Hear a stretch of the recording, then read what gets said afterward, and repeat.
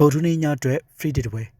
အားလုံးပဲမင်္ဂလာပါခင်ဗျ Linted Football Tip Channel ကနေကြိုဆိုပါရခင်ဗျာဒီဗီဒီယိုလေးမှာတော့ဗုဒ္ဓနေ့ညပွဲစဉ်တွေထဲကမှအကောင်းဆုံးဖြစ်နိုင်မဲ့ပွဲစဉ်တစ်ပွဲကိုရွေးထုတ်ပြီးတော့ free tip ဖြစ်သုံးသက်တင်ပြပေးသွားမှာဖြစ်ပါတယ်ခင်ဗျာ